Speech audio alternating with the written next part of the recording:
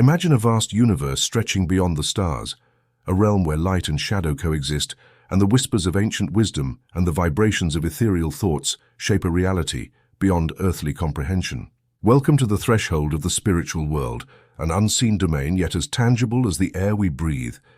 In this mystical expanse, souls traverse dimensions and epochs, entwined in an eternal dance of evolution and revelation.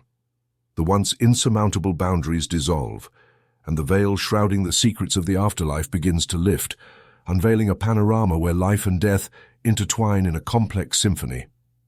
In this profound text, Allan Kardec beckons us to pierce that veil and embark on a captivating journey that challenges our perceptions. With the precision of a researcher and the curiosity of an explorer, Kardec reveals the mysteries of the spirit, guiding readers to the deepest, most enigmatic corners of the spiritual cosmos. The spiritual world transcends mere knowledge. It serves as an open door to a realm where our most profound questions yield astonishing answers. Here, the human spirit reflects upon a vast web of existence, a rich tapestry of stories and experiences that surpass time and space. Prepare for a transformative journey that will challenge your beliefs and broaden your understanding of the universe. As you turn the pages of this text, each word will serve as a key, unlocking new dimensions of reality and unveiling the majesty and wonder of the spiritual realm that Kardec has painstakingly unraveled. Welcome to a journey beyond the known, where we explore eternal life and the secrets hidden at the core of the infinite. What definition can we give to spirits? We can say that spirits are intelligent beings of creation that populate the universe outside the material world. Note that the word spirit is used here to designate the individualities of incorporeal beings and not the universal intelligent element. Are spirits distinct beings from divinity, or are they merely emanations or portions of divinity? And for this reason, are they called children of God? We are the work of God. Just as when a man makes a machine, that machine is the work of man. If it is beautiful and useful, he calls it his child because it is his creation. Well, it is the same with God. We are his children since he created us. Did spirits have a beginning, or have they existed like God for all eternity? If spirits had no beginning, they would be equal to God, but they are his creation and are subject to his will. God is the only one who has existed from all eternity. This is indisputable. As for when and how God created us, we know nothing. It can be said that we do not have a beginning if one means that God, being eternal, must have created continuously. But when and how each of us was created, I repeat, no one knows. It is a mystery. Since there are two general elements in the universe, the intelligent element and the material element, could it be said that spirits are formed from the intelligent element just as inert bodies are formed from the material element? It is evident that spirits are the individualization of the intelligent principle, just as bodies are the individualization of the material principle. What is unknown is the time and mode of this formation. Is the creation of spirits permanent, or did it only occur at the beginning of time? It is permanent, for God has never ceased to create. Are spirits formed spontaneously, or do they proceed from one another? God creates them like all other creatures by his will, but once again their origin is a mystery. Is it correct to say that spirits are immaterial? How can one define a thing when lacking terms of comparison and having insufficient language? Can a person born blind define light? Immaterial is not the word. Incorporeal would be more accurate because you must understand that the spirit, being a creation, must be something. It is a matter par excellence, but without an analogue for you, and so ethereal that it cannot fall under your senses.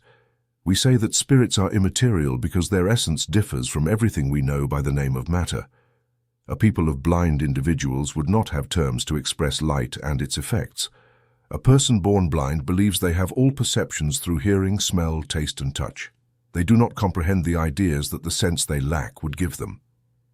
Similarly, for the essence of superhuman beings, we are truly blind. We can only define them through always imperfect comparisons or by an effort of our imagination. Do spirits have an end? We understand that the principle from which they emanate is eternal, but what we ask ourselves is whether their individuality has an end, and whether at some point, more or less long, the element from which they are formed dissipates and returns to the mass, as is the case with material bodies. it is difficult to understand that something that has begun might not end. There are many things you do not understand because your intelligence is limited, and this is no reason to reject them. The child does not understand everything that his father understands, nor does the ignorant understand everything that the wise understands. We tell you that the existence of spirits does not end. That is all we can say for now. Do spirits constitute a world separate from the one we see? Yes, the world of spirits or incorporeal intelligences. Which of the two, the spiritual world or the corporeal world, is the principle in the order of things? The spiritual world is pre-existing and survives everything. Could the corporeal world cease to exist or never have existed without altering the essence of the spiritual world? Yes, and although they are independent, their correlation is incessant, for they continuously react upon one another. Do spirits occupy a defined and circumscribed region in space? Spirits are everywhere. The infinite spaces are infinitely populated by them. They are constantly by your side, observing and acting upon you without your knowledge, for spirits are one of the powers of nature and the instruments through which God carries out his providential designs. But not all go everywhere, for there are regions forbidden to the less advanced. Do spirits have a defined, limited, and constant form? For your eyes, no. For ours, yes. If you like, it is a flame, a glow, or an ethereal spark. Does this flame or spark have a color? For you, it varies from darkness to the brilliance of ruby, depending on whether the spirit is more or less pure. Spirits are often represented with a flame or a star on the forehead. This is an allegory that recalls the essential nature of spirits. It is placed at the top of the head because it is the seat of intelligence. Do spirits take time to traverse space? Yes, but it is as fast as thought. Is not thought itself the soul that transports itself? When thought is in one place, the soul is there too, for it is the soul that thinks. Thought is more of an attribute. Is a spirit aware of the distance it travels and the spaces it crosses when moving from one place to another, or does it suddenly transport itself to the place it wants to go? Both. The spirit can very well, if it wishes, be aware of the distance it travels, but this distance can also be completely reduced. It depends on its will and its more or less purified nature. Is matter an obstacle for spirits? No, they penetrate everything: air, earth, water, even fire. Everything is equally accessible to them. Do spirits possess the gift of ubiquity? That is to say, can the same spirit be divided or exist in multiple places at once?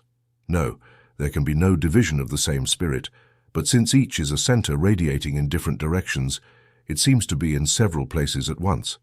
It is like when you see the sun. There is only one sun, but it radiates everywhere and sends out its rays on all sides without dividing itself. Do all spirits radiate the same power? It is not as simple as that. It depends on their degree of purity. Each spirit is an indivisible unit, but each can extend its thought in several directions without dividing in the process. It is only in this sense that we must understand the gift of ubiquity attributed to spirits, for it is like a spark that projects its light all around, visible from every point on the horizon. Just as a man, without changing his place and without dividing himself, can transmit orders, signals, and movements to different points. Perispirit. Is the spirit itself exposed or, as some assert, surrounded by substances? The spirit is enveloped in a substance that is vaporous to you, but still quite coarse for us.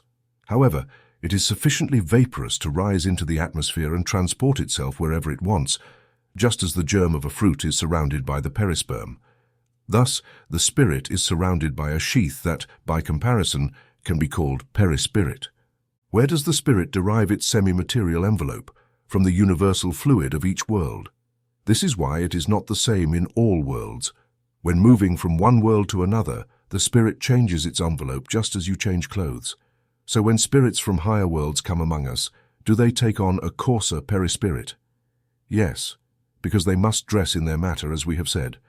Does the semi-material envelope of the spirit take on defined forms, and can it be perceived? Yes, it can take shape according to the whim of the spirit. Thus, when it appears to you sometimes, whether in a dream or in a waking state, it can take a visible and even palpable form. Different orders of spirits. Are spirits equal, or is there a hierarchy among them? They are of different orders according to the degree of perfection they have achieved. Is there a determined number of orders or degrees of perfection among spirits? The categories are unlimited, since there is no clear dividing line drawn as a barrier between their orders. Divisions can multiply or restrict at will, but if we consider the general characteristics, we can reduce them to three main ones. We can place first those who have achieved perfection, pure spirits. Those of the second order are those who have reached the midpoint of the scale where the desire for good predominates, and those of the third order are imperfect spirits. They are characterized by ignorance, the desire for evil, and all the bad passions that hinder their advancement. Do spirits of the second order only desire to do good, or do they also have the power to do so? They have this power according to their degree of perfection. While some possess knowledge, others have wisdom and kindness, but all still have trials to undergo. Are all spirits of the third order essentially evil? No, some of them neither do good nor evil.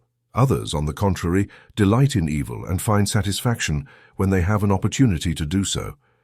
There are also light or foolish spirits who are more confused than wicked, as they prefer pranks to malice and find pleasure in disorienting and causing small annoyances that they laugh about.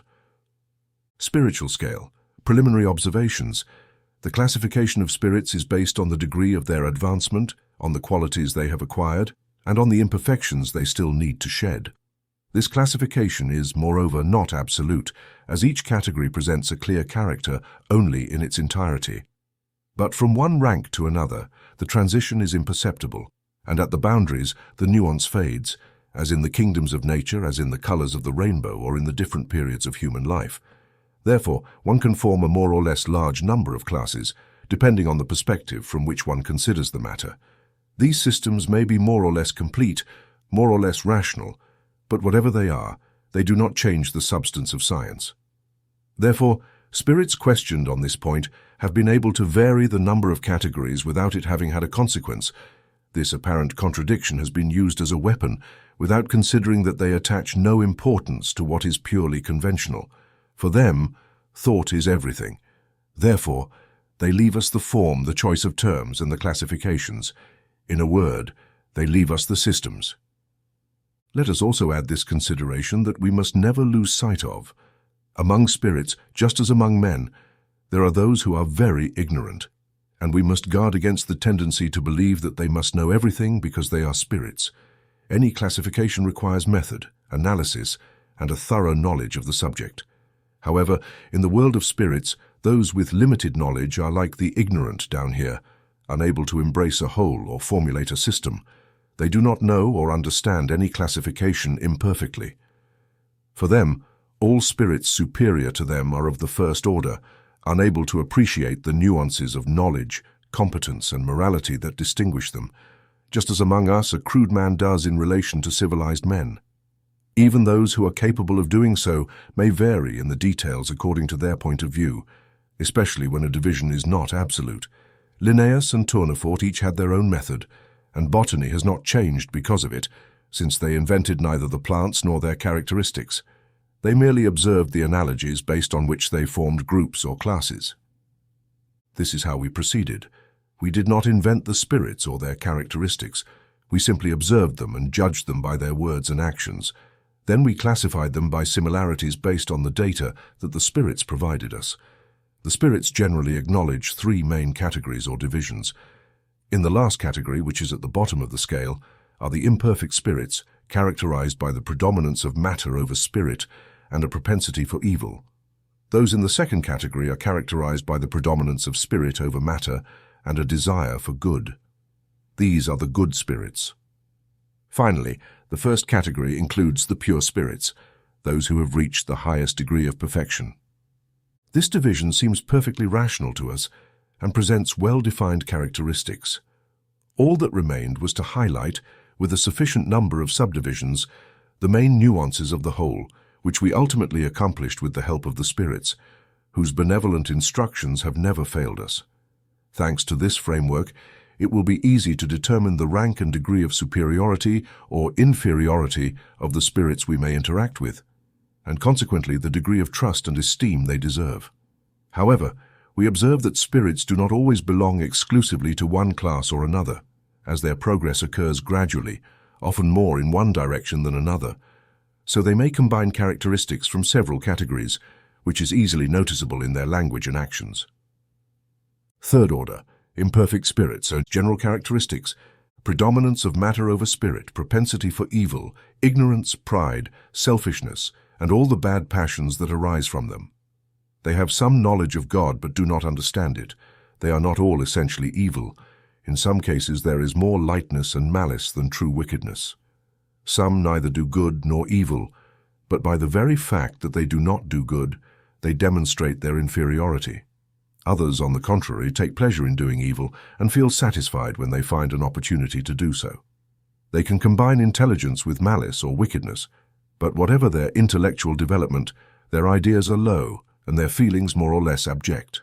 Their knowledge of the spiritual world is limited, and the little they know is confused with ideas and prejudices from physical life, so they can only provide us with false and incomplete notions.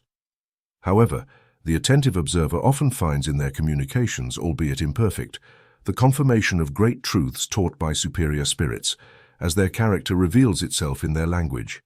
Any spirit that reveals a bad thought in its communications can be classified in the third order. Therefore, any bad thought it suggests to us comes from a spirit of this order.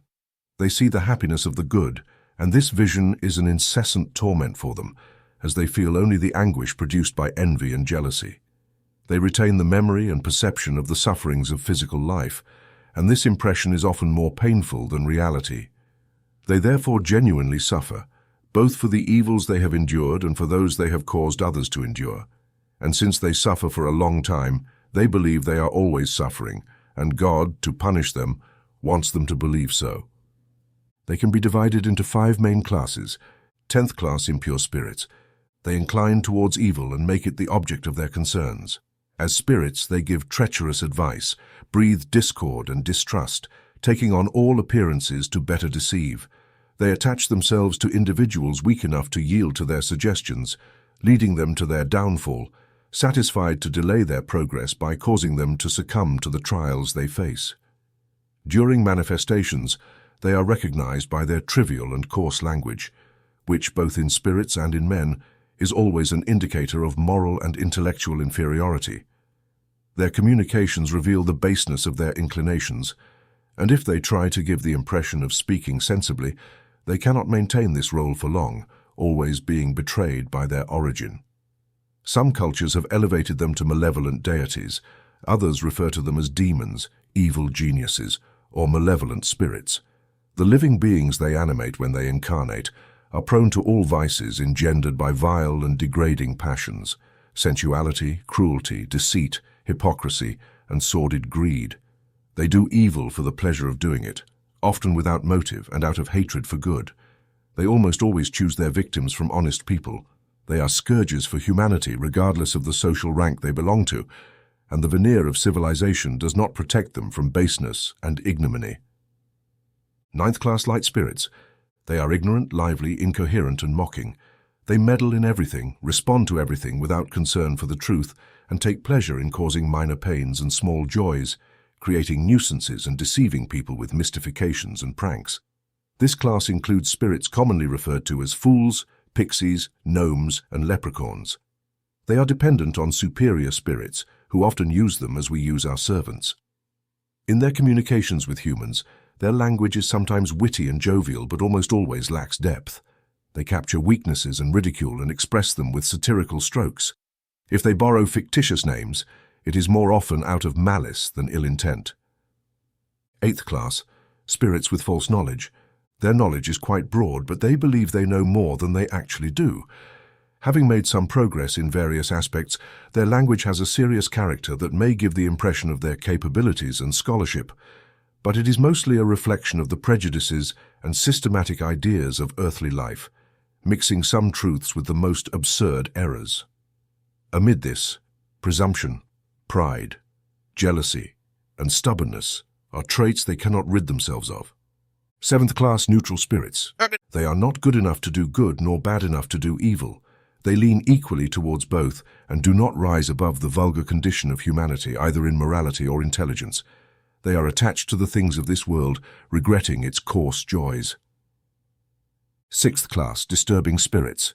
These spirits do not form a distinct class in terms of their personal qualities, as they can belong to all the classes of the third order.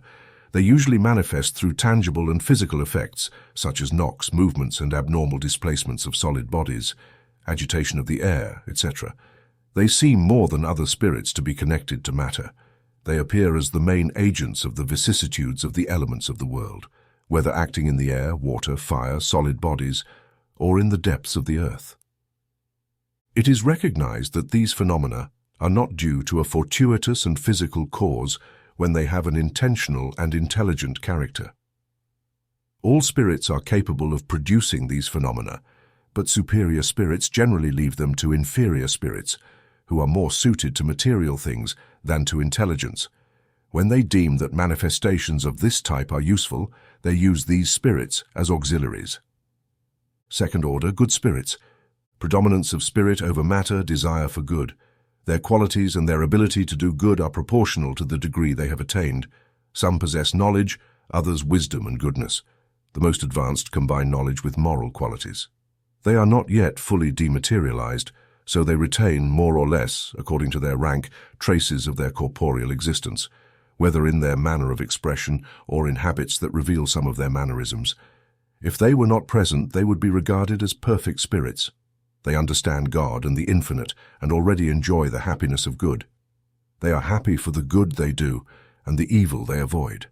The love that unites them is for them the source of ineffable happiness, which is disturbed neither by envy, remorse, nor by any of the bad passions that torment imperfect spirits.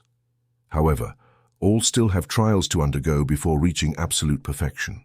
As spirits, they inspire good thoughts, lead men away from the path of evil, protect the lives of those who are worthy, and neutralize the influence of imperfect spirits on those who do not consent to it.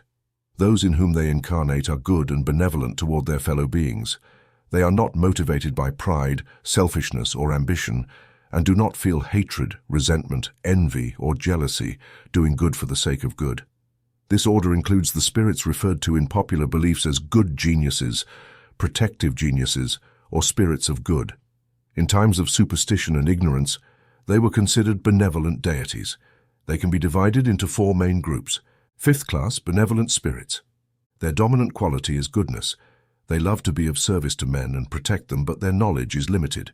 Their progress has been more moral than intellectual. Fourth class, learned spirits. What particularly distinguishes them is the extent of their knowledge. They are less concerned with moral questions than with scientific ones, as they have more aptitude for the latter. However, they view science only from the standpoint of utility and do not mix in any of the passions characteristic of imperfect spirits. Third class, wise spirits. The highest moral qualities form their distinctive character. Without having unlimited knowledge, these spirits possess an intellectual capacity that gives them solid judgment regarding men and things. Second class, superior spirits. They unite science, wisdom, and goodness. Their language breathes benevolence. It is constantly dignified, elevated, and often sublime. Their superiority makes them more capable than others of giving us the most correct notions about the things of the incorporeal world, within the limits of what it is permissible for man to know. They communicate easily with those who seek the truth in good faith, and whose souls are sufficiently free from earthly constraints to understand it. However, they are very distant from those driven by mere curiosity or who stray from the practice of good under the influence of matter. When they exceptionally incarnate on earth, it is to accomplish a mission of progress, and they then offer us the type of perfection that humanity can aspire to here below. First order, pure spirits. General characteristics. They no longer undergo the influence of matter. They have absolute intellectual and moral superiority over the spirits of the other orders. First class, unique class. They have passed through all the degrees of the scale and have stripped themselves of all the impurities of matter. Having reached the peak of perfection of which a creature is capable, they no longer have to submit to any trial or expiation, and are no longer subject to reincarnation in perishable bodies. They have attained eternal life in the bosom of God. They enjoy unalterable happiness, as they are not subject to the needs or vicissitudes of material life. But this happiness is not that of monotonous idleness based on perpetual contemplation. They are the messengers and ministers of God, whom they serve to maintain universal harmony. They command all spirits inferior to them, help them to perfect themselves and assign them their missions. Assisting men in their afflictions, encouraging them toward good, or expiating the faults that distance them from supreme happiness is for them a sweet occupation. They are sometimes called angels, archangels, or seraphim. Men can communicate with them, but it would be presumptuous to claim to have them constantly at their disposal. Progression of spirits. Are spirits good or evil by nature, or are they the same spirits that improve? The same spirits improve themselves. By improving, they move from a lower order to a higher order. Have some spirits been created good and others evil? God created all spirits simple and ignorant, that is to say, without knowledge. To each of them, he entrusted a mission to enlighten them and gradually bring them closer to perfection through the knowledge of truth. Eternal and unmixed happiness lies for them in this perfection. But the spirits acquire this knowledge by undergoing the trials that God imposes upon them. Some accept the trials with their mission and reach the goal of their destiny more quickly. Others submit to them only with murmurs, remaining, through their own fault, distant from the perfection and happiness promised. In this regard, spirits seem to be at their origin, like ignorant and inexperienced children, who gradually acquire the knowledge they lack as they go through the various phases of life. If the comparison is correct, the rebellious child, when remaining ignorant and imperfect, benefits more or less according to his docility. However, human life has an end, whereas that of spirits extends to infinity. Will there be spirits who will remain forever in the lower ranks? Not all will reach perfection. They change, but this takes a long time, because, as we have said on other occasions, a just and merciful Father cannot exile his children forever. Let us hope that God, who is so great, good and just, is not worse than yourselves. It is up to the spirits to accelerate their progress toward perfection. They achieve this more or less quickly depending on their desire and their submission to the will of God. Doesn't a docile child learn faster than a recalcitrant child? Can spirits degenerate? No. As they progress, they understand what prevented them from reaching perfection. When a spirit has completed a trial, it acquires knowledge and does not forget it. It can remain still, but it does not regress. Could God not free the spirits from the trials they must undergo to reach the highest rank? If they had been created perfect, they would have no merit in enjoying the advantages of that perfection. Where would merit be without struggle? Moreover, the inequality that exists among them is necessary for their individuality, and the mission they accomplish at these different levels is part of Providence's plans for the harmony of the universe. Likewise, in social life, can all men attain the highest functions? Would it not be better to ask why the ruler of a country does not make every soldier a general? Why are not all subordinate employees superior employees? Why are not all students masters? However, there is a difference between social life and spiritual life. The former is limited and does not always allow for climbing all the rungs, while the latter is indefinite and allows each person the possibility of reaching the supreme rank. Do all spirits pass through the path of evil to arrive at good? No, not through the path of evil, but through that of ignorance. Why have some spirits followed the path of good while others have followed that of evil? God did not create evil spirits. He created them simple and ignorant, that is, equally capable of good and evil. Those who are evil become so by their own will. How can spirits at their origin, when they are not yet self-aware, have the freedom to choose between good and evil? Is there a principle or tendency that pushes them in one direction or another? Free will develops as the spirit becomes self-aware. There would be no freedom if the choice were imposed by a cause independent of the spirit's will. The cause does not lie outside of them, but resides in the influences they yield to by virtue of their free will. This illustrates the great narrative of man's fall and original sin. Some yielded to temptation, while others resisted. Where do influences on man come from? From imperfect spirits who seek to possess him, to dominate him, and who take pleasure in causing him to succumb. This is what the figure of Satan is said to represent. This influence only exerts itself on the spirit at its origin. It does not follow him throughout his life. It is only when the spirit has acquired sufficient mastery over itself that the evil ones cease to obsess it. Why did God allow spirits to follow the path of evil? How dare you ask God to account for his actions? Do you think you can penetrate his designs? I can only tell you this. God's wisdom lies in the freedom he grants each one to choose. for each has the merit of their works. Since there are spirits that follow from the beginning the path of absolute good and others that follow the path of absolute evil, there are inevitably degrees between these two extremes. This is where the vast majority lie.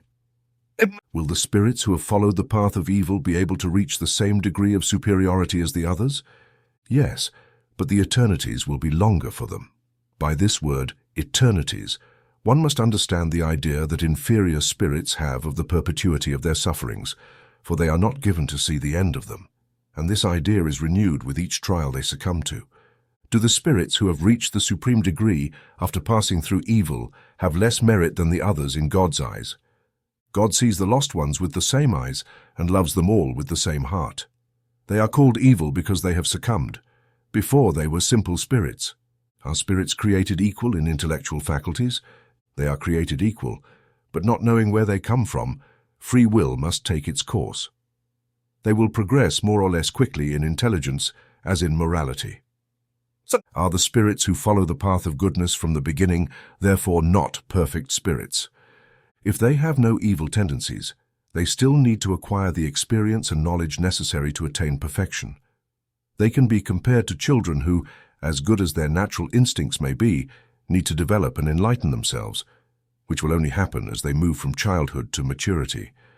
But just as we have good and bad men from their childhood, there are also spirits that are good from the beginning, with the crucial difference that the child already has formed instincts, whereas the spirit, in formation, is neither bad nor good. It has all the tendencies and takes one direction or another as a result of its free will. Angels and demons. Do the beings we call angels, seraphim, and archangels form a special category, distinct from other spirits? No, they are pure spirits, those who are at the highest degree of the scale and embody all perfections. The word angel generally evokes the idea of moral perfection. However, it is often applied to all beings, good or bad, outside of humanity. We speak of the good angel and the bad angel, the angel of light and the angel of darkness. In this case, it is synonymous with spirit or genius. We take angels here in the strict sense. Have angels passed through all degrees? They have indeed passed through all degrees, but as we have said, some have accepted their mission without murmuring and have reached perfection more quickly, while others have taken more or less time to get there. If the view that created beings are perfect and superior to all creatures is erroneous, how is it that this conception is present in the tradition of almost all peoples? Know that your world has not existed for all eternity, and that long before it came into being, spirits had already reached the supreme degree. Faced with this, men could believe that they had always been thus. Are there demons in the sense of that word? If there were demons, they would be the work of God. And would it be just and good for God to have created beings eternally condemned to evil and misery? If there are demons, it is in your lower world and in those similar to it that they reside. Are they not the hypocritical men who transform a just God into a wicked and vengeful God, believing they please him by committing abominations in his name? Does the word demon imply the idea of a malevolent spirit?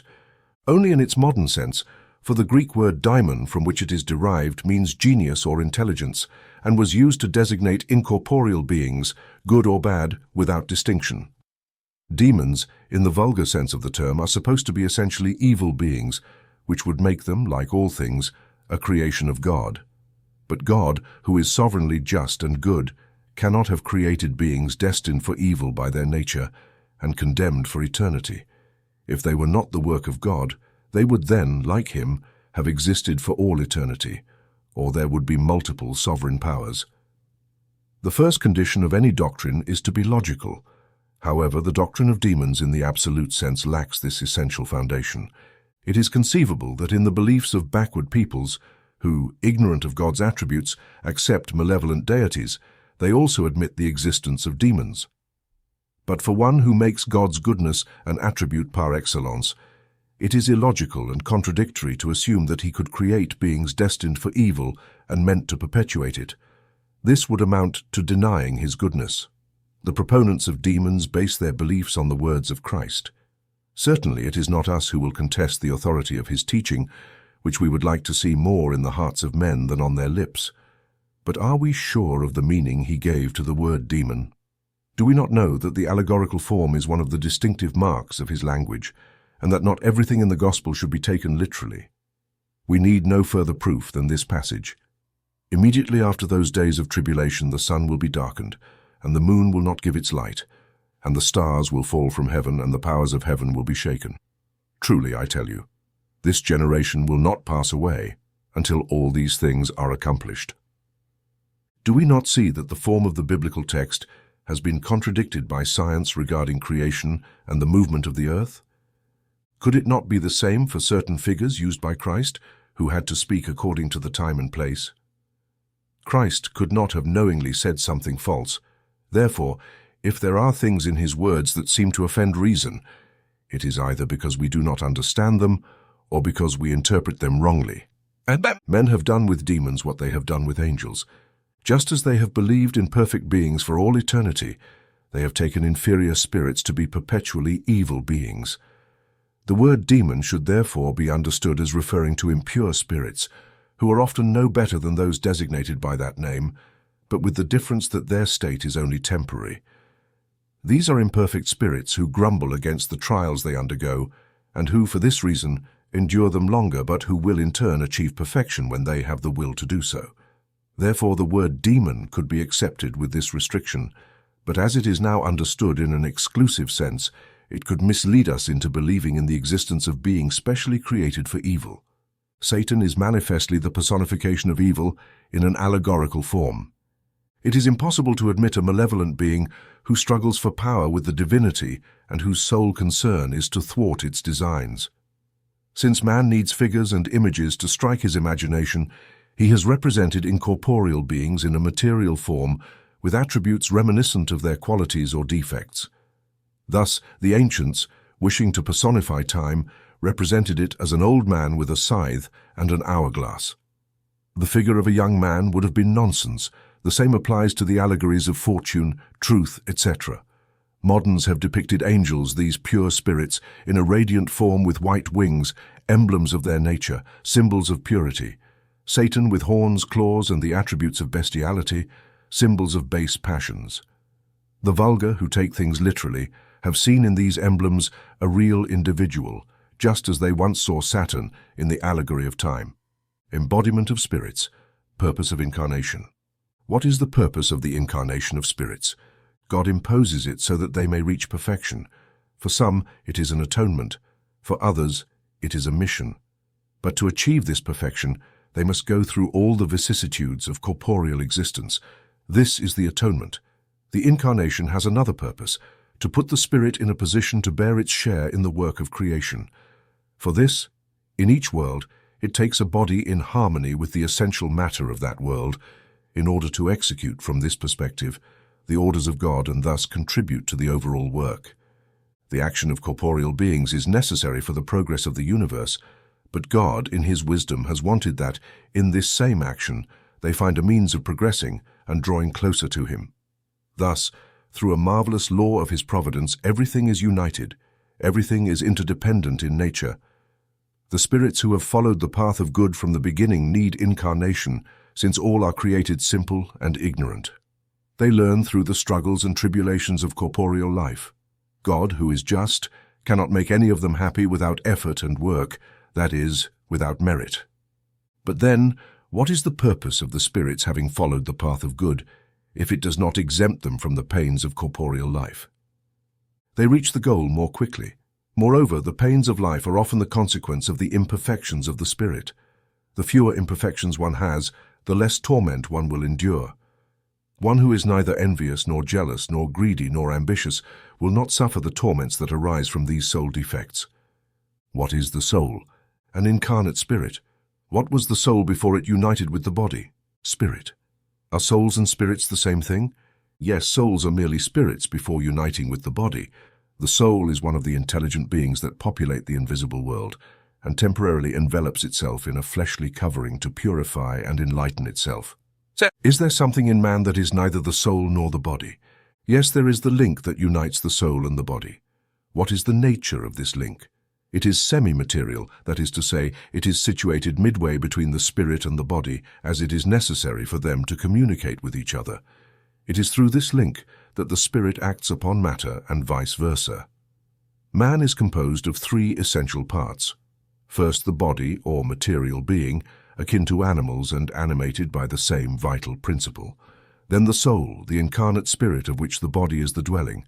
And finally, the intermediate principle, or perispirit, this semi-material substance that serves as the first envelope for the spirit and unites the soul to the body. In a fruit, these correspond to the germ, the perisperm, and the shell. Is the soul independent of the vital principle, as has been said? The body is merely an envelope. Can the body exist without the soul? Yes, but as soon as the body ceases to live, the soul abandons it. Before birth, there is no definitive union between the soul and the body, while after this union is established, the death of the body breaks the bonds that connect it to the soul, and the latter leaves it. Organic life can animate a body without a soul, but the soul cannot inhabit a body devoid of organic life. What would our body be without a soul? A mass of flesh without intelligence, whatever you like, but not a man. Can the same spirit be incarnated in two different bodies at the same time? No, the spirit is indivisible and cannot animate two different beings simultaneously. See in the Book of Mediums, the chapter on bicorporeity and transfiguration. What to think of the opinion of those who consider the soul as the principle of material life? It is a question of words that does not interest us. It is better to listen to oneself first. Some spirits, and before them, some philosophers, have defined the soul as a spark of the animic emanating from the whole. Why this contradiction? There is no contradiction. It depends on the meaning of the words. Why do you have a word for everything? The word soul is used to express very different things.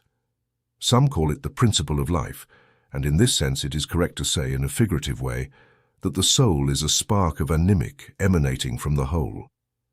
These last words describe the universal source of the vital principle, from which each being absorbs a portion and which returns to the mass after death.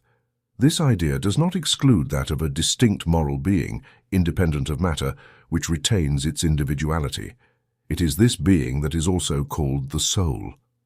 It is in this sense that one can say that the soul is an incarnate spirit. In giving different definitions of the soul, the spirit spoke according to the application they made of the word, and according to the earthly ideas they were more or less impregnated with. This is due to the inadequacy of human language, which does not have a word for each idea, and many misunderstandings and discussions arise from this. That is why superior spirits tell us to agree first on the words. What to think of the theory that the soul subdivides into as many parts as there are muscles and thus presides over each of the body's functions? This again depends on the meaning we give to the word soul. If we speak of the vital fluid, we are correct. If we speak of the incarnate spirit, we are mistaken. As we have said, the spirit is indivisible. It transmits movement to the organs through the intermediary fluid without dividing itself. But there are spirits that have given this definition. Ignorant spirits may take the effect for the cause.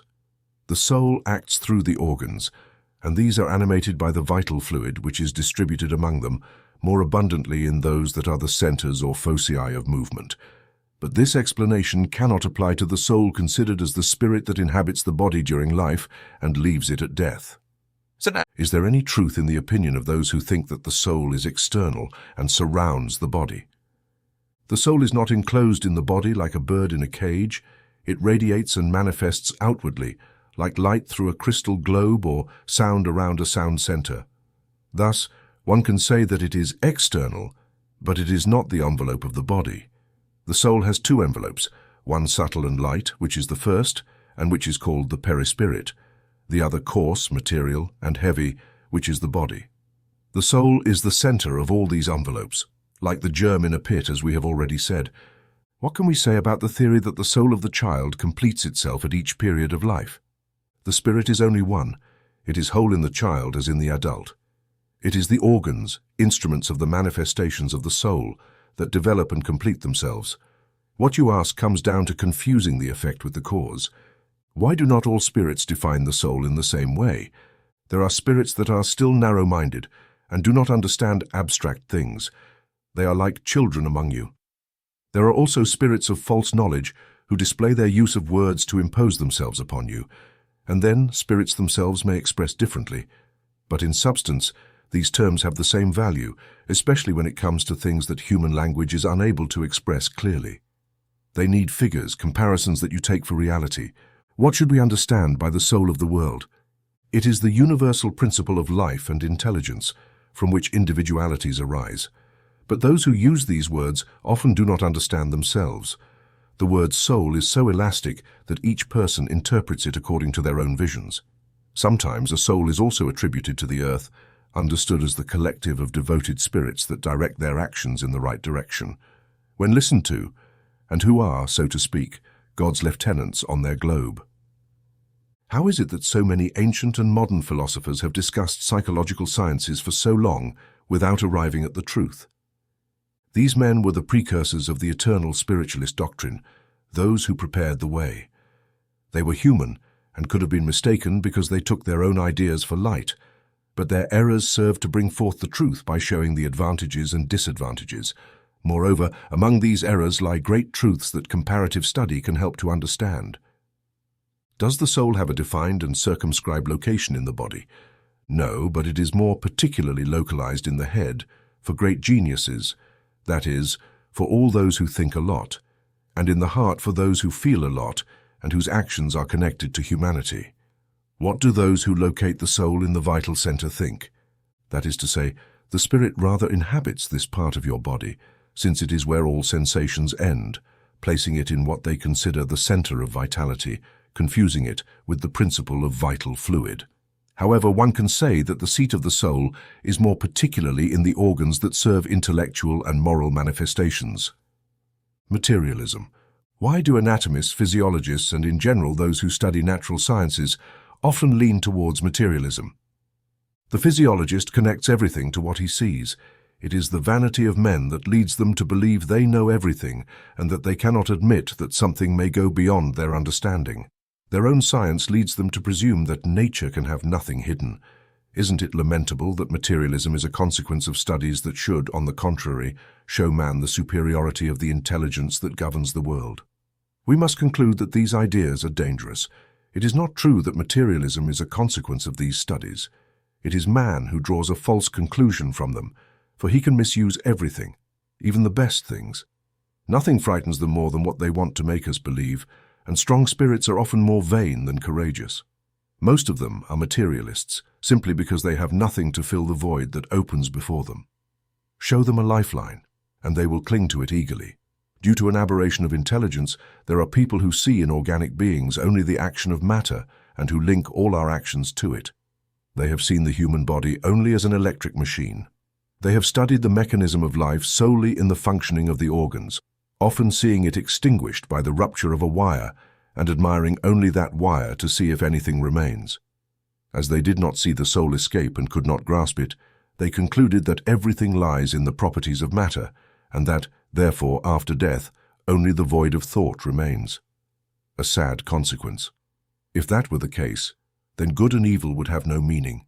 Man would be justified in thinking only of himself and placing the satisfaction of his material pleasures above all else. Social bonds would break, and the most sacred affections would shatter without return. Fortunately, these ideas are far from general. One could even say they are very circumscribed and only represent individual opinions. A society founded on these bases would carry within it the seeds of its dissolution, and its members would tear each other apart like wild beasts. Man instinctively thinks that everything does not end with life. He abhors the void. He may be anchored against the thought of the future, but when the supreme moment arrives, few are those who do not wonder what will become of them. There is something distressing in the idea of leaving life without return. Who could contemplate with indifference an absolute and eternal separation from all that he has loved? Who could look at the vast abyss of nothingness that opens before us without being frightened? This place where all our faculties, all our hopes would be swallowed forever, and then say, "After me nothing. Nothing but emptiness, everything ends without return. In a few days my memory will be erased for those who survive me. Soon there will be no trace of my passing on earth. Even the good I have done will be forgotten by the ungrateful to whom I imposed it, and nothing to compensate for it all. I have no other prospect than that of my body devoured by worms. Is there not something dreadful and chilling in this image? Religion teaches us that it cannot be so, and reason confirms it. But this vague and indefinite future existence has nothing to satisfy our love of the positive. That is what, for many, breeds doubt. Do we have a soul? But what is our soul? Does it have a form or appearance? Is it a limited or defined being? Some say it is a breath of God, others a spark. Still others are part of the great whole, the principle of life and intelligence. But what does all this tell us? What interest do we have in having a soul if, after our death, it merges into the immensity like drops of water in the ocean? Is not the loss of our individuality equivalent to nothingness? It is also said that the soul is immaterial, but an immaterial thing that cannot have defined proportions for us is nothing. Religion also teaches us that we will be happy or unhappy based on the good or evil we have done. But what is this happiness that awaits us in the bosom of God? Is it a joy, an eternal contemplation with no other purpose than to sing the praises of the Creator? Are the flames of hell a reality or a figure? The Church itself understands them in the latter sense. But what are these sufferings? Where is this place of torment? In short, what are we doing, and what do we see in this world that awaits us all? It is said that no one has returned to account for this. It is a mistake, and the mission of Spiritism is precisely to enlighten us about this future, to make us touch and see, not by reasoning, but by facts. And thanks to spirit communications, it is no longer a presumption, but a probability on which each one weaves at will, where poets embellish with their fictions, or sow with allegorical images that deceive us. The reality that presents itself to us is the very beings of the beyond who come to describe their situation, tell us what they do, and allow us to witness, so to speak, all the events of their new life, and by this means show us the inevitable fate reserved for us according to our merits and our works. Is there anything anti-religious in this? On the contrary, since the unbelievers find faith in it, and the lukewarm a renewal of fervor and trust. Spiritism is thus the most powerful auxiliary of religion. If this is the case, it is because God allows it and permits it to revive our wavering hopes and bring us back to the path of good, facing the prospect of the future return from corporeal life to spiritual life. The soul after death, its individuality, eternal life, separation of the soul and body, spirit disorder. What happens to the soul at the moment of death? It becomes a spirit, that is, it returns to the world of spirits that it had temporarily left. Does the soul retain its individuality after death? Yes, it never loses it. What would happen if it did not retain it? How does the soul perceive its individuality now that it no longer has its material body? There are no significant changes, because it still possesses its own fluid. It draws it from the atmosphere of its planet and represents the appearance of its last incarnation. The soul takes nothing from here, nothing more than memories and the desire to go to a better world. This memory is filled with sweetness or bitterness, depending on how it has used its life. What should we think of the opinion that after death, the soul returns to the universal whole? Do all spirits not form a whole? Are we not in an entire world? When you are in an assembly, you are a part of that assembly, yet you still maintain your individuality. What proof can we have of the individuality of the soul after death? We obtain this proof through the communications we receive. If you are not blind, you will see. If you are not deaf, you will hear. For often a voice speaks to you and reveals the existence of a being outside of you. Those who believe that at death the soul returns to the universal whole are mistaken if, by that, they mean that like a drop of water falling into the ocean loses its individuality. However, they are right, if by universal whole they mean the entirety of incorporeal beings of which each soul or spirit is an element. If souls blended into the mass, they would only have the qualities of the whole, and nothing would distinguish them from one another. They would have neither intelligence nor distinct qualities. In all communications, they demonstrate, with the awareness of self, a distinctive will. The infinite diversity they present in all aspects is the very consequence of individuality. If after death there existed only what is called the great whole that absorbs all individualities, that whole would be uniform, and all the communications we receive from the invisible world would be identical. There are indeed good and bad beings, educated and ignorant ones, happy and unhappy ones. There are also beings of all characters, joyful and sad, light and deep, etc. It is evident that these are distinct beings. The individuality becomes even more evident when these beings demonstrate their identity through unmistakable signs, personal details related to their earthly life which can be verified. There can be no doubt when they manifest visually in apparitions. The individuality of the soul has not been taught in theory as an article of faith. Spiritism makes it evident and, in a way, material. In what sense should we understand eternal life? The life of the spirit is eternal. That of the body is transitory and fleeting. When the body dies, the soul enters eternal life. Would it not be more correct to call the eternal life that of pure spirits who, having reached the degree of perfection, no longer have trials to undergo? This rather resembles eternal bliss. But all this is a matter of words.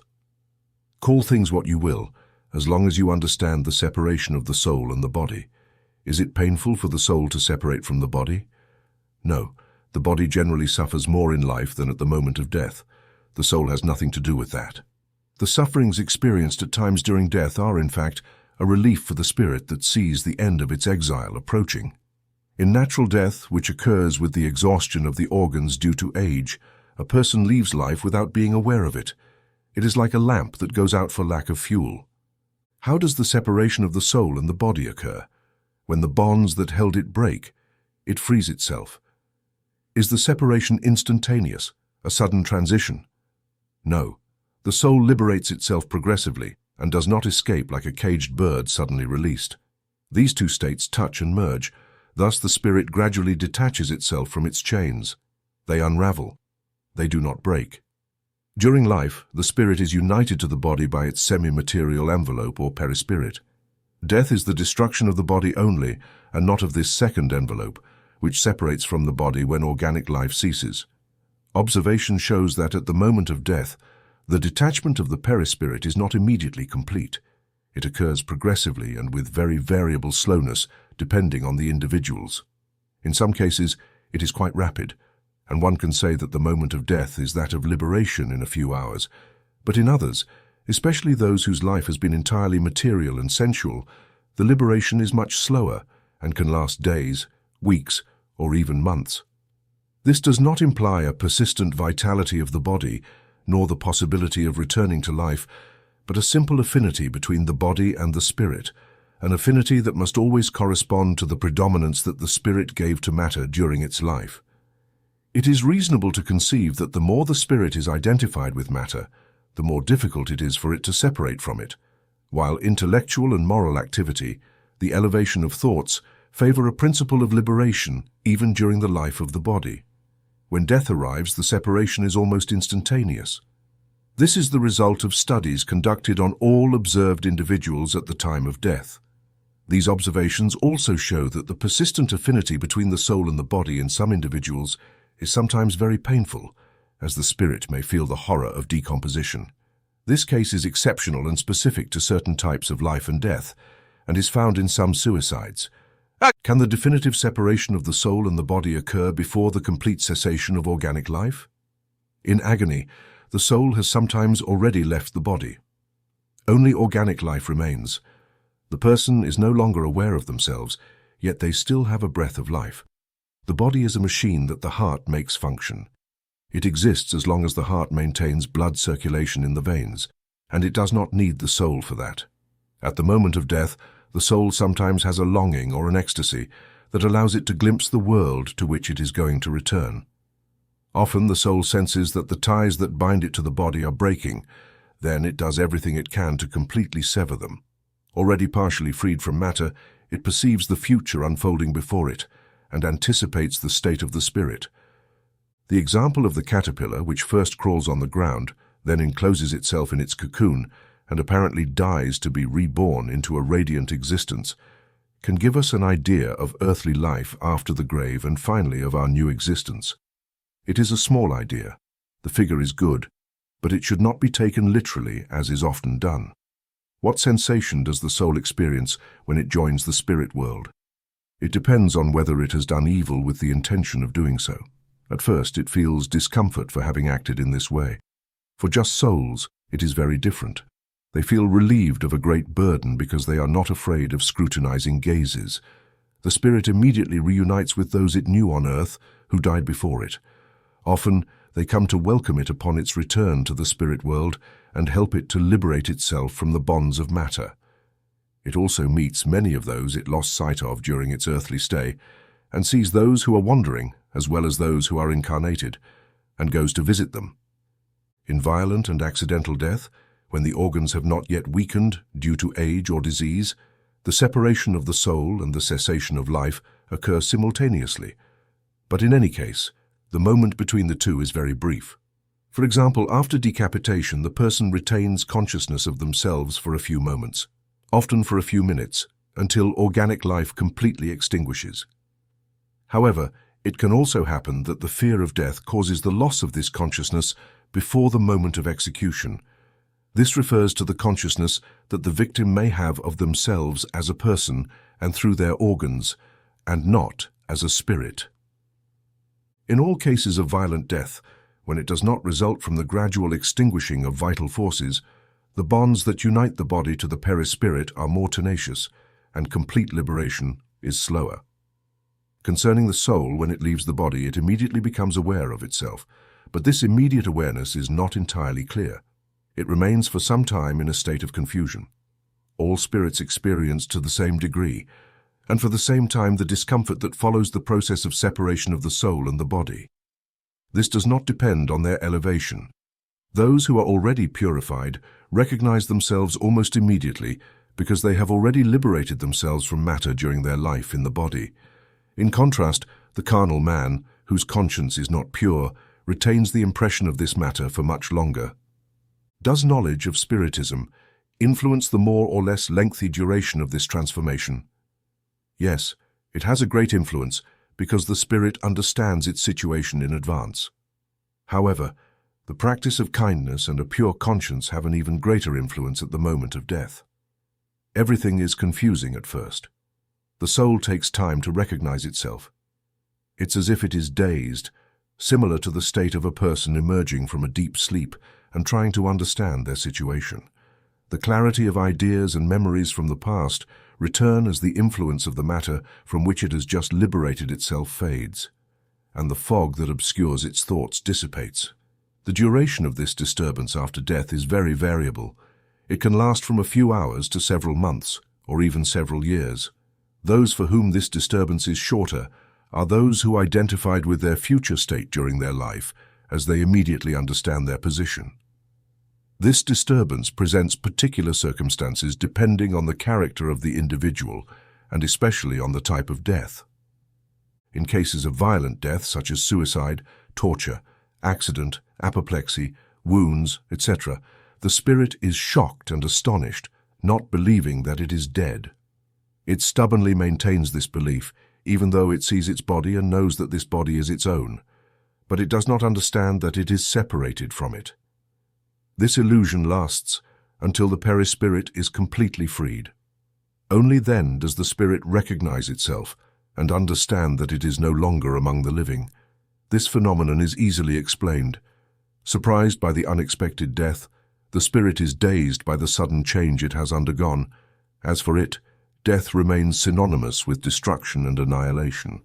What reinforces its illusion is that it sees a body similar to the previous one in form, but whose ethereal nature is still unknown. It believes that this body is solid and compact like the previous one, and when it is pointed out that it cannot feel itself, it is astonished. This phenomenon is analogous to that of new somnambulists who do not believe they are asleep. For them, sleep is synonymous with suspension of faculties, but since they think freely and see, they do not believe they are sleeping. Some spirits exhibit this particularity, even if death did not surprise them. It is more common among those who, although sick, did not think they were going to die. One then observes the singular spectacle of a spirit attending its own funeral, as if it were that of a stranger, and speaking of this event as if it were a subject that does not concern it until it understands the truth. The anguish that follows death is not painful for the good person. It is calm, and in all respects similar to that which accompanies a peaceful awakening. For the person whose conscience is not pure, it is filled with anxiety and distress, which increase as they recognize themselves. In cases of collective death, It has been observed that all those who perish at the same time do not immediately find themselves in the confusion that follows death. Each follows their own path or is concerned only with what interests them. The plurality of existences regarding reincarnation, the justice of reincarnation, incarnation in different worlds after gradual migration, the fate of children after death, the sex of spirits, family ties, lineage, physical and moral similarities, innate ideas about incarnation. How can the soul, which has not attained perfection during corporeal life, complete its purification by going through a new existence? How does the soul obtain this new existence? It is through its transformation into spirit. The soul, by purifying itself, undoubtedly undergoes a transformation, but for this, it needs the trial of corporeal life. Thus, the soul has several corporeal existences. Yes, we all have multiple existences. Those who say otherwise want to keep everyone in the ignorance in which they themselves find themselves. This is its desire. From this principle, it seems to deduce that the soul, after leaving one body, takes another, meaning it reincarnates in a new body. This must be understood this way. It is evident. What is the goal of reincarnation, atonement, the progressive improvement of humanity? Without it, where would justice be? Is the number of corporeal existences limited, or does the spirit reincarnate perpetually? With each new existence, the spirit takes a step forward on the path of progress. When it has shed all its impurities, it no longer needs the trials of corporeal life. Is the number of incarnations the same for all spirits? No. One who progresses quickly avoids trials. However, these successive incarnations are always very numerous, as progress is almost infinite. What happens to the spirit after its last incarnation? It becomes a pure spirit. The justice of reincarnation is based on God's justice and revelation. Indeed, we constantly repeat that a good father always leaves a door open for his children to repent. Does he not tell you that it would be unjust to forever deprive those whose improvement does not entirely depend on their will of eternal happiness? Are all men not children of God? Only selfish individuals find iniquity, hatred, and relentless punishment. All spirits tend toward perfection, and God provides them the means to achieve this perfection through the trials of corporeal life. But, in His justice, He reveals to them the possibility of accomplishing in new existences what they could not do or complete during a first trial. It would not be in accordance with the fairness or goodness of God to eternally punish those who may have encountered obstacles to their improvement outside their own will and in their environment. If man's destiny were irrevocably fixed after death, God would not have weighed the actions of all on the same scale and would not have treated them impartially. The doctrine of reincarnation, that is, the idea of successive existences for man, is the only one that corresponds to our conception of God's justice toward men placed in a morally inferior condition. It is also the only one that can explain our future and establish our hopes, as it offers us the means to redeem our errors through new trials. Reason and spirits indicate this to us. The man aware of his inferiority draws a consoling hope from the doctrine of reincarnation. If he believes in God's justice, he cannot expect to be eternally at the same level as all those who have done better than him. The thought that this inferiority does not forever deprive him of supreme good, and that he can conquer it through new efforts, supports him and revives his courage. Who, at the end of their career, does not regret having acquired too late an experience from which they can no longer benefit? This late experience is not lost. He will use it in a new life. Incarnation in different worlds. Do all our different corporeal existences take place on earth? No, not all, but in different worlds. This one is neither the first nor the last, and it is one of the most material and distant from perfection. The soul moves from one world to another with each new corporeal existence, or may fulfill several existences in the same place. It may live several times on the same globe if it is not sufficiently advanced to move to a higher world. Thus we can reappear several times on earth. It is certain that we can return there after living in other worlds. It is also possible that you have lived elsewhere and on earth before. Is it necessary to return to live on earth? No, but if you do not progress, you may go to another world that is not necessarily better and may even be worse. Is there any advantage to returning to live on earth? No particular advantage, unless you are on a mission there. Then we move around just like anywhere else. We would not be happier remaining as spirits. No, because we would remain stationary, and what we want is to draw closer to God. Can spirits, after being incarnated in other worlds, reincarnate on Earth without having ever been there before? Yes, all worlds are connected, so what is not realized in one is realized in another. There are men who are on Earth for the first time. There are many of them, and at various levels. We can recognize a sign when a spirit makes its first appearance on Earth. If that were the case, it would not serve any purpose to achieve perfection and supreme happiness, which is the ultimate goal for all men. Does a spirit have to go through all the existing worlds in the universe to achieve perfection and supreme happiness? No, because there are many worlds at the same level, and in those worlds, the spirit would not learn anything new. How then can we explain the plurality of existences on the same globe? It is possible to be in very different positions each time, which provides opportunities to gain experience. Can spirits return to live corporeally in a world relatively inferior to the one they have already lived in? Yes, when they have a mission to accomplish to assist in progress. They willingly accept the tribulations of this existence because they provide a good path for moving forward. Could this also happen as a form of expiation? Can God send rebellious spirits to lower worlds? Spirits may remain stationary but do not regress. Thus, their punishment is not to progress and to start over with misused existences in an environment suited to their nature. It is those who must begin the same life again, those who fail in their mission or in the assigned trials. The beings inhabiting each world have all reached the same degree of perfection. It is not like on Earth where there are more or less advanced levels.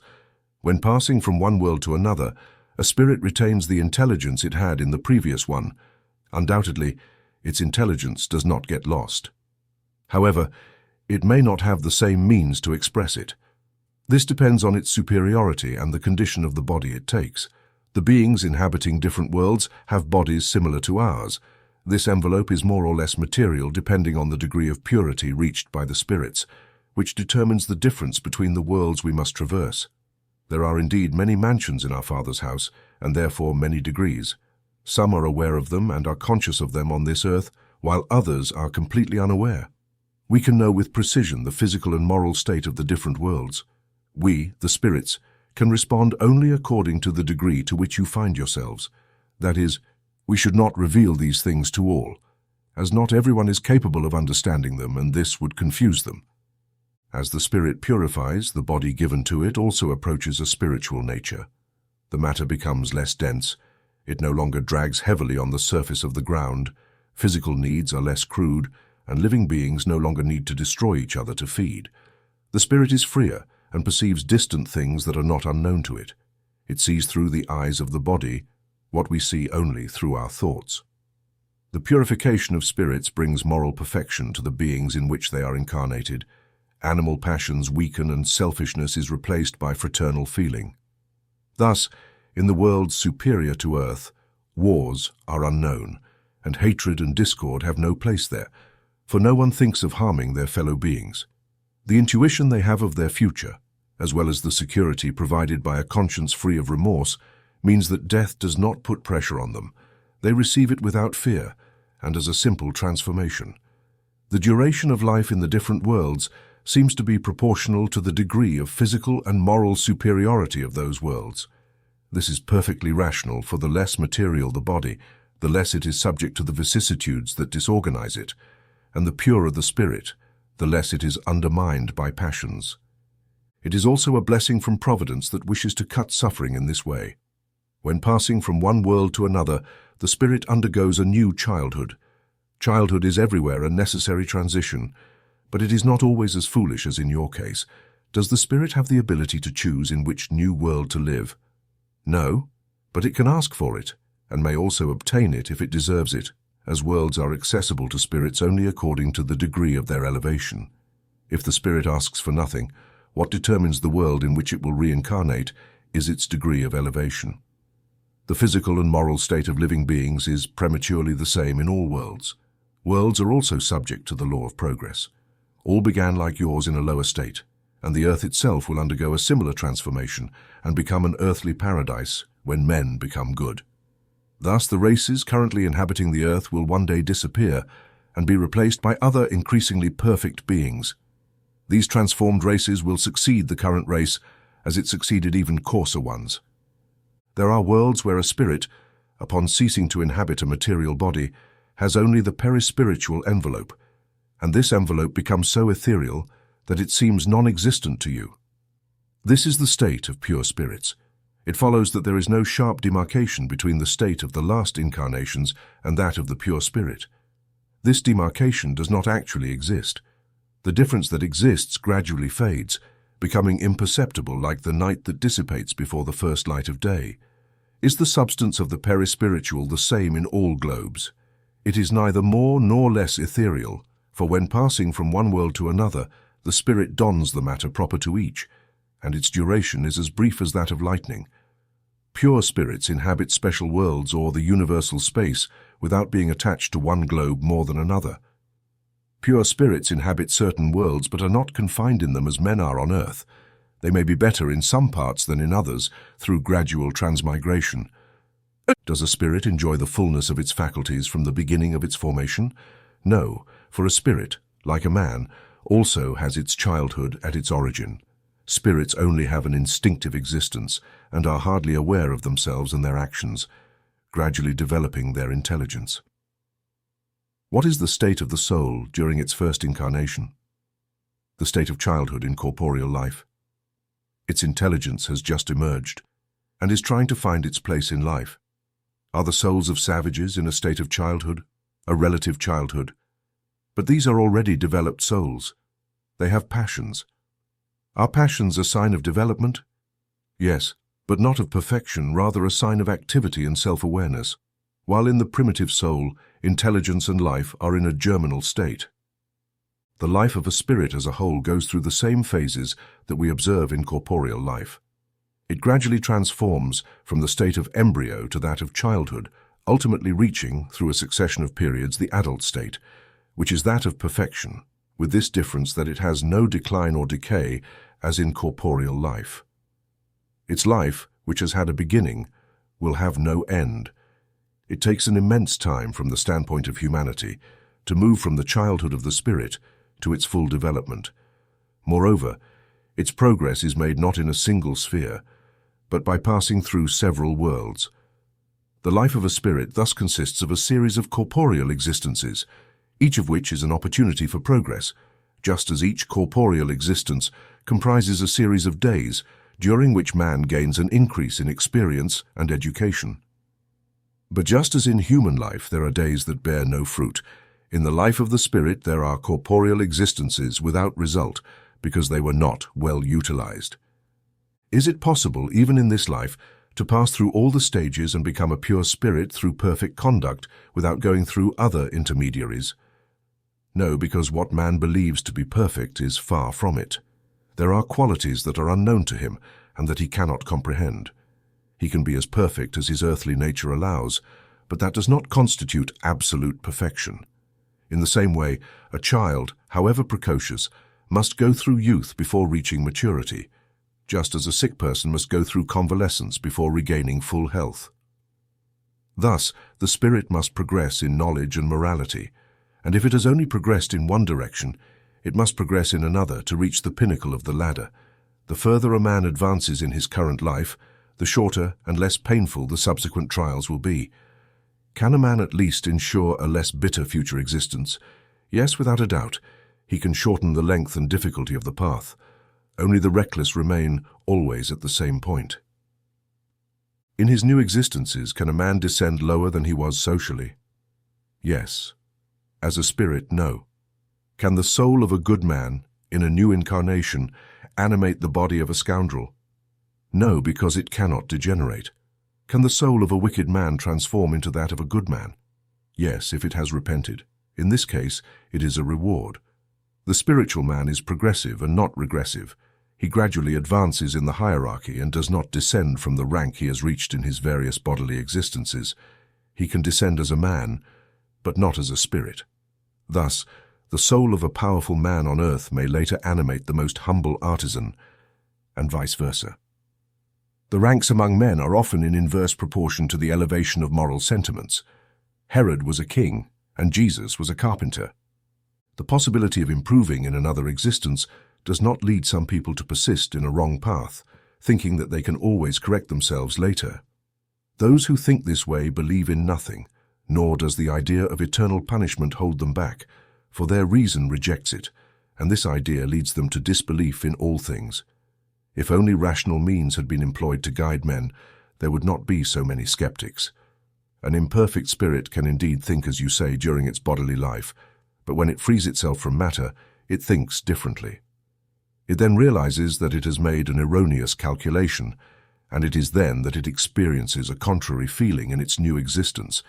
This is how one progresses, and this is why there are men on earth who are more advanced than others.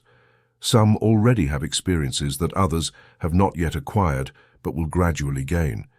It depends on them whether their progress advances or is indefinitely delayed. A man who has a poor position will desire to change it as soon as possible. Those who are convinced that the tribulations of this life are the consequence of their imperfections will seek to ensure themselves a new existence that is less painful. With this thought, they will drift further from the path of evil.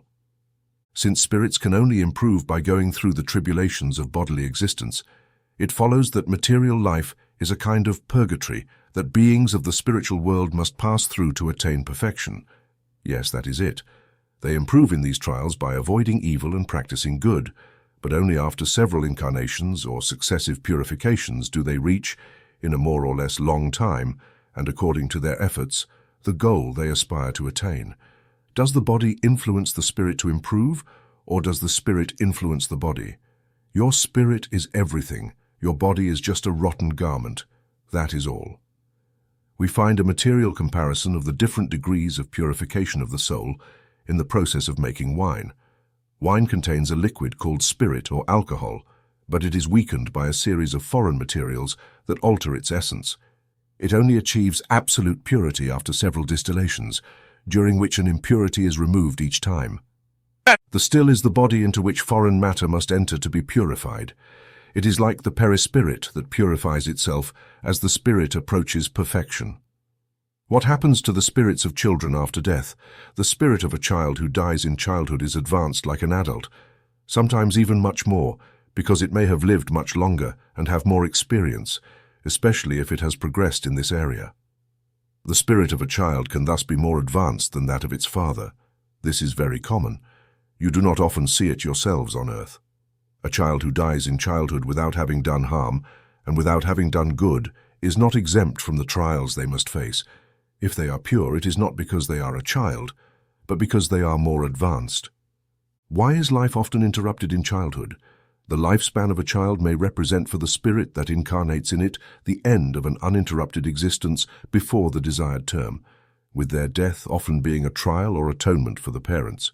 What happens to the spirit of a child who dies in childhood? It begins a new existence. If man had only one existence, and if, after that, his fate were fixed for all eternity, what merit would the half of humanity who dies in childhood have to enjoy eternal happiness without effort?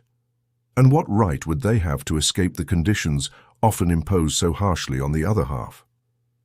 Such an order of things cannot be in accordance with the justice of God, for reincarnation is equal for all. The future belongs to all without exception and without favoring anyone. Those who arrive last can only blame themselves. Man must attribute the merit of his actions to his own responsibilities.